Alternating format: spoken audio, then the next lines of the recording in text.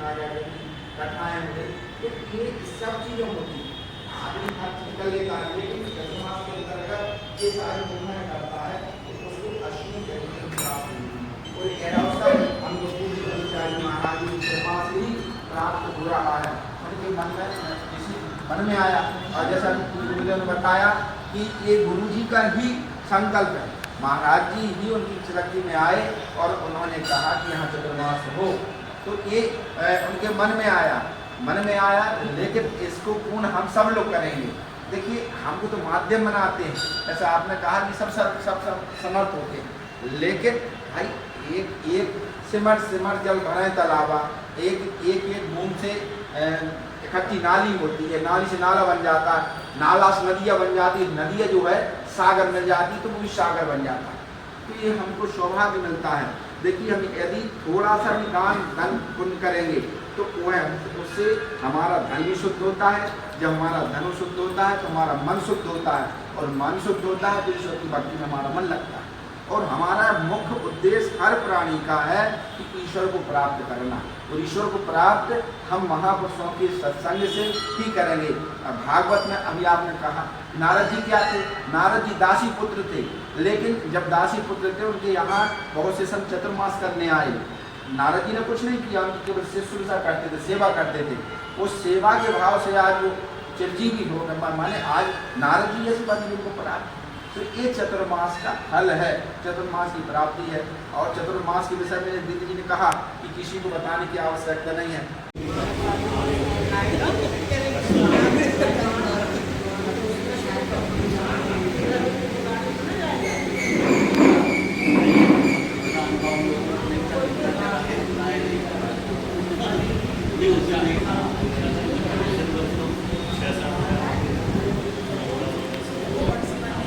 Yakin Raji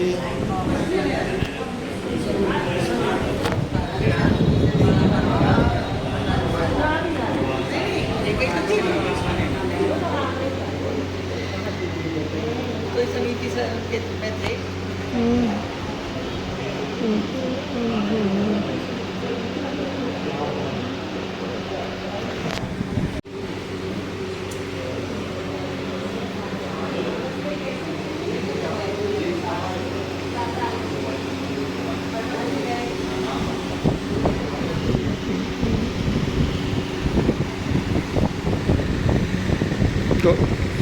Joshna दीदी, जोशना दीदी, एक सेकंड रुको। जाना नहीं आता। हाँ मंदिर होता है।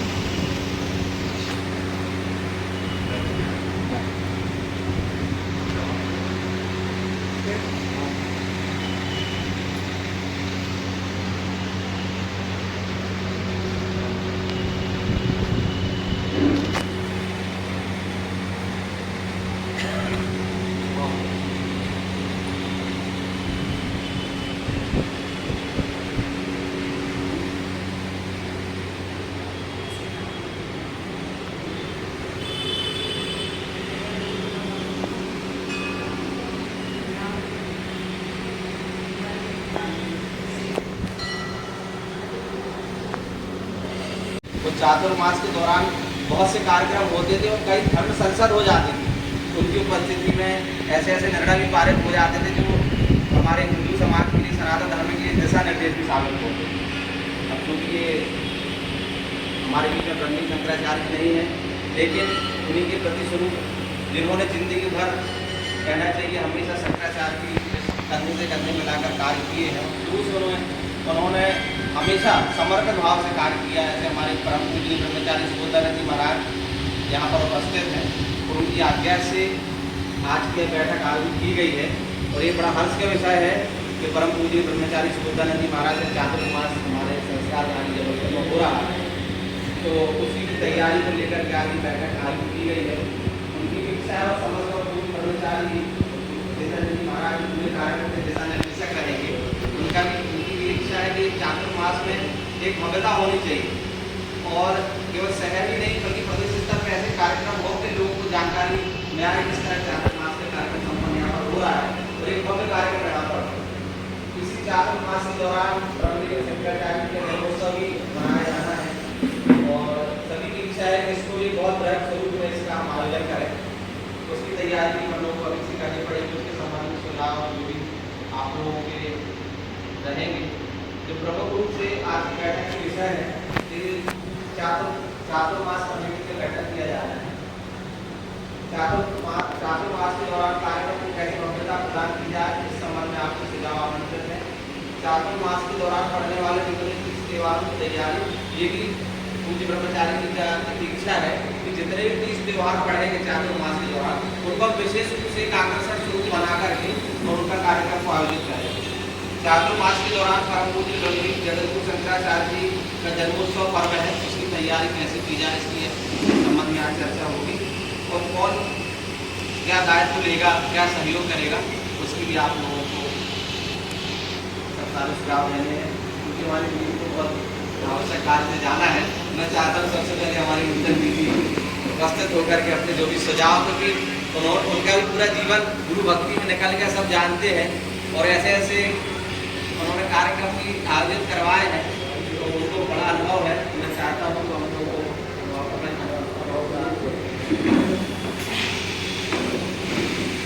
शंकराचार्य भगवान की जय।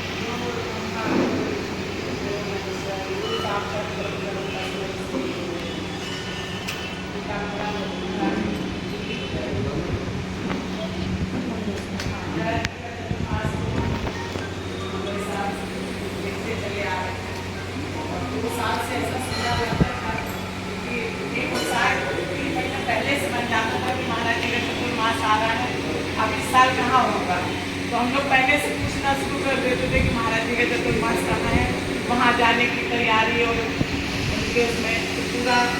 और हमारी जो सासू माँ थी वो एक भजन लिखती थी तो उसकी तैयारी तो घर में एक वातावरण 2 महीने पहले से बन जाता था कि महाराज जी का चतुर्मास आ रहा है। पर 2 साल से ऐसा सूना सा लग रहा था कि महाराज जी के पास तो आगे परसों जब हमारे पूज्य ब्रह्मचारी जी ने फ़ोन किया तो हमें एक अंदर से खुशी हुई कि अरे चतुर्मास, नहीं तो दिमाग से चतुर्मास सब निकल सा ही गया था।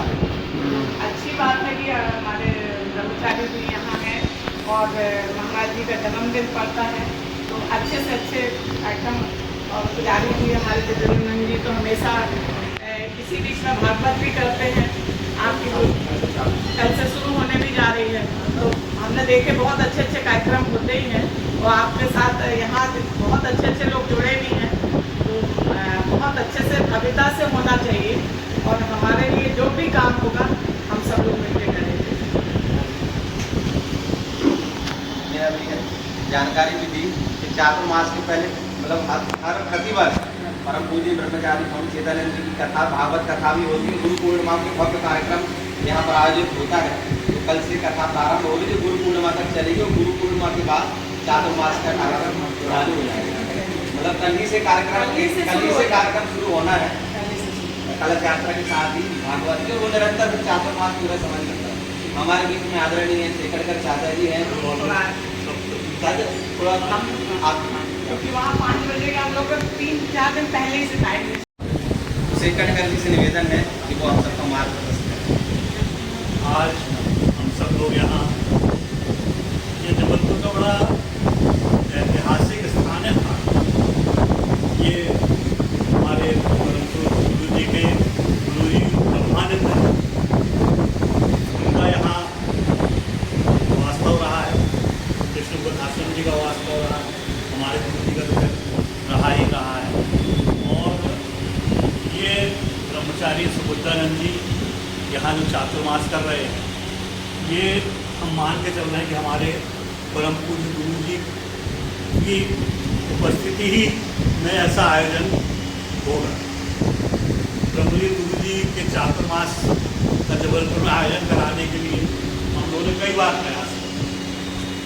वहाँ महापौर विश्वनाथ गुरु जी से नारियल भी अर्पण कराया, फिर बाद में गुरु जी ने एक एकांत भोजन ब्रह्मचारी का नाम हमारा कार्यक्रम बहुत करती पर एकदम बहुत स्पष्ट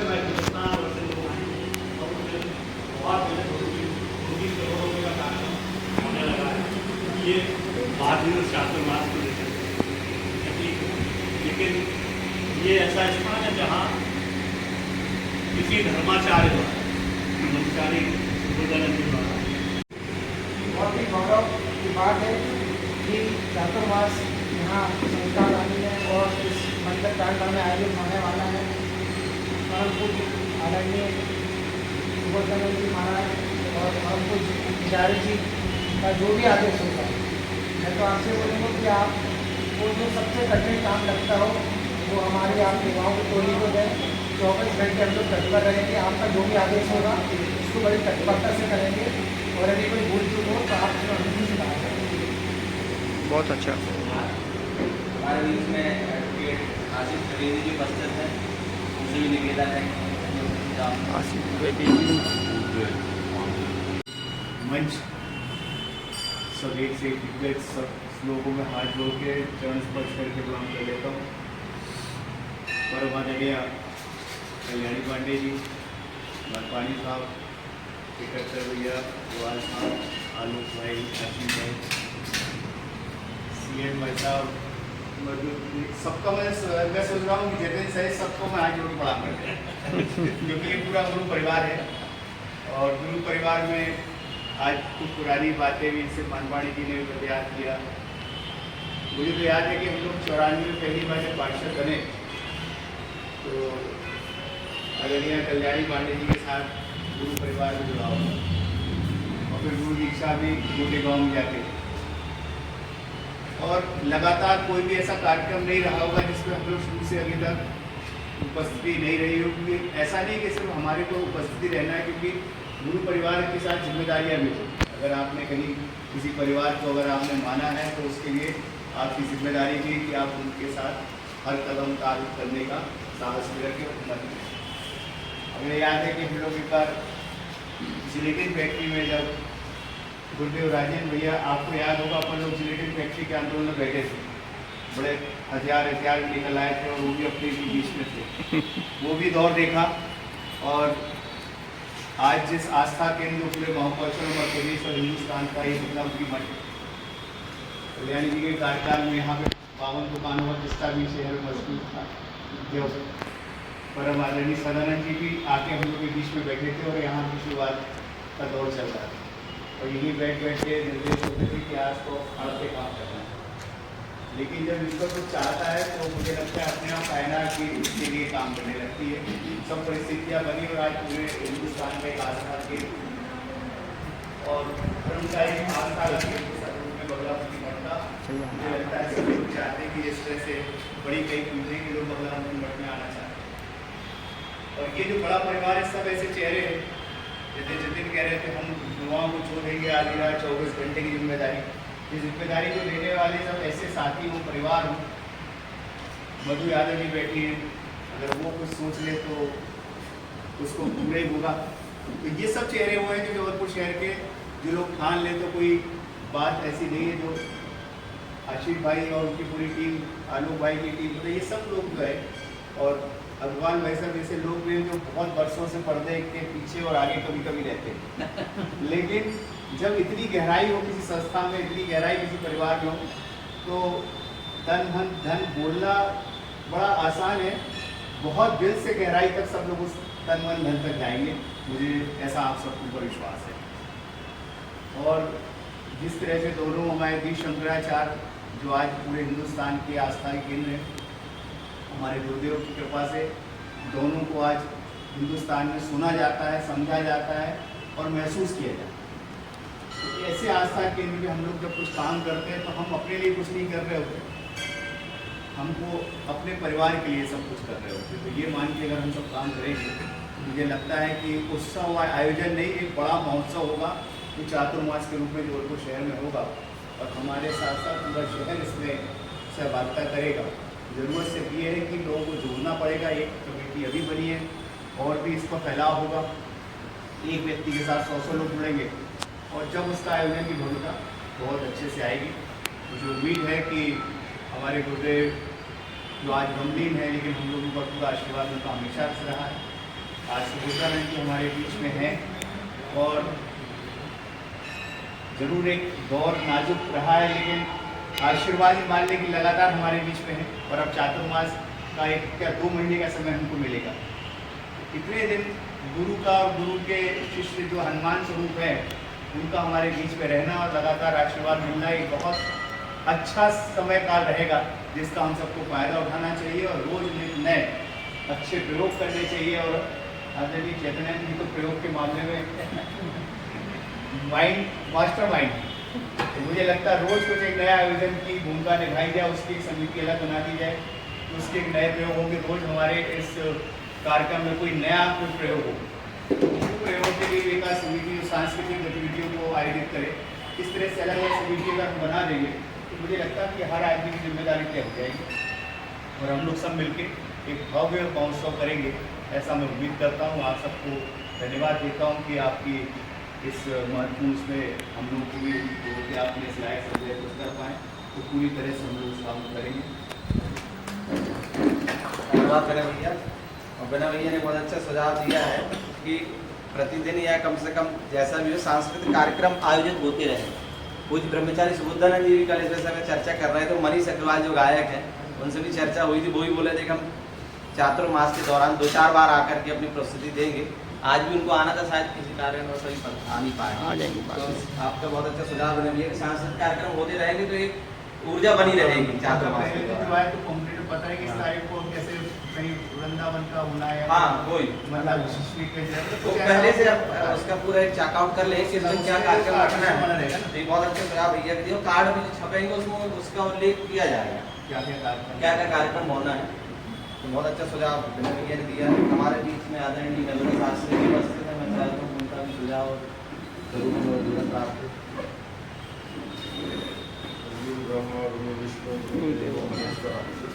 साक्षात परब्रह्म तस्मै श्री गुरुदेव नमः।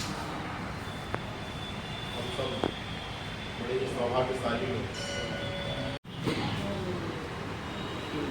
परमहंसास्वादित चरण कमल चिन्मकरंदाय भक्त जन्मानस निवासाय श्रीरामचंद्राय नारायण समारंभां शंकराचार्य मध्यमां अस्मदाचार्य पर्यंतां वंदे परंपरां। धर्म सम्राट ब्रह्मलीन पीठाधीश्वर जगद्गुरु शंकराचार्य भगवान की जय हो। जगदम्बा महारानी की जय हो। हर हर महादेव। ब्रह्मचारी चैतन्य जी, भाई महादेव शास्त्री जी, शर्मा जी, हमारे सभी भक्त बंधुओं,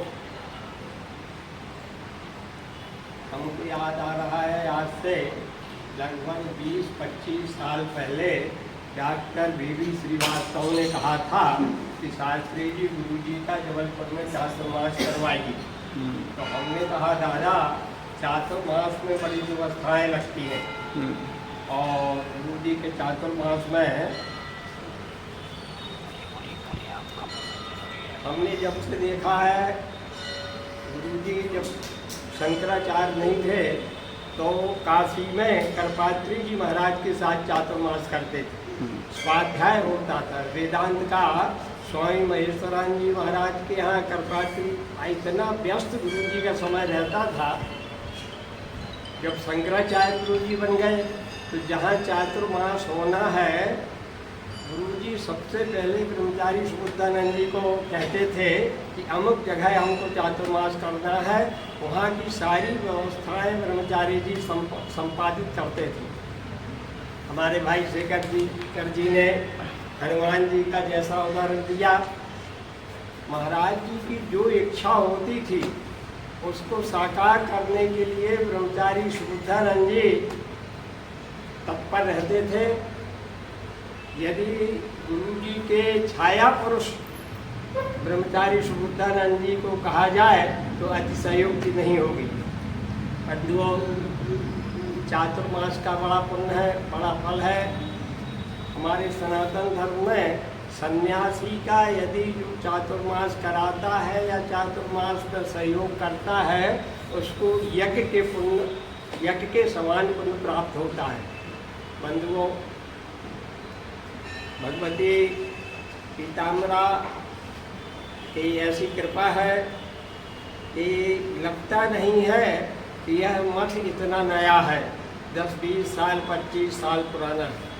और इस स्थान पर पीताम्बरा की साधना, यहाँ जो विद्वान रहते थे विश्वनाथ शास्त्री जी और वैद्यनाथ चतुर्वेदी जी, तो पीताम्बरा की उपासना करते थे।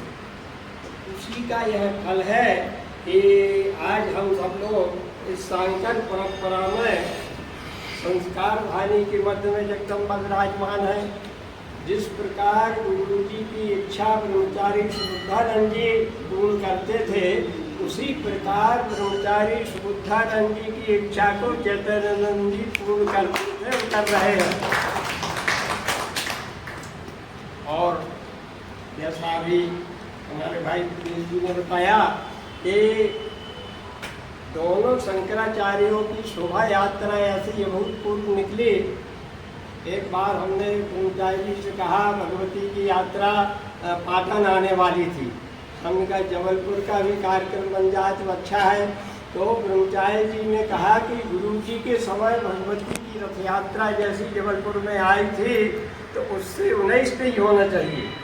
भगवती जबलपुर आए और उनकी शोभा भव्यता न हो। बंधुओं, आज महाराज जी की कृपा से महाराज जी प्रत्यक्ष रूप में नहीं है, किंतु सूक्ष्म रूप में अपने सारे आश्रमों में महाराज जी विराजमान है। यह उनके भक्त अनुभव कर रहे हैं। और बंधुओं, हमारे जगत गुरु जी महाराज अपने दोनों शंकराचार्य शिष्यों को और अपने ब्रह्मचारी शिष्यों को और अपने अनुयायियों को इतना दे गए हैं, उसको संभालने की आवश्यकता है। और हम सोच रहे हैं ब्रह्मचारी सुबुद्धानंद जी के मन में यह यहाँ चातुर्मास करने की जो बात आई, यह भी गुरु जी की ही प्रेरणा है। उन्होंने ही उनको प्रेरित किया है, जो यहाँ चातुर्मास करने के लिए उन्होंने अपना मन बनाया। हम आप सब लोग चातुर्मास में 2 महीने का चातुर्मास श्रावण और भाद्रपद में होता है, और इसी चातुर्मास के अंतर्गत हमारे जगत गुरु जी महाराज का जन्मदिन पड़ता है। और हमारे दोनों पीठों के शंकराचार्यों का एक का श्रावण में पड़ेगा, स्वामी अमुक्तेश्वरानंद जी महाराज का, और स्वामी सदानंद जी महाराज का भाद्र कृष्ण पक्ष में चातुर्मास मास में दोनों का जन्म दिवस पड़ेगा। और भगवान इनकी जन्माष्टमी और जितने भी त्यौहार हैं सभी आयोजन यहाँ भव्यता से मनाए जाएंगे। और आप सब लोग सारे आयोजनों में सहभागी बने और इस पुण्य लाभ में आप सबका सहयोग हो। इन्हीं शब्दों के साथ हम अपनी वाणी को विराम देते हैं। बोलिए जगदम्बा भवानी की जय, सीताराम मैया की जय, हर हर महादेव। सभी को शास्त्री जी के आशीर्वाद प्राप्त हुए। कुल ब्रह्मचारी जी के आशीर्वाद प्राप्त, उसके पहले निवेदन हमारे जवाहर अग्रवाल जी जो जवाहर अग्रवाल जी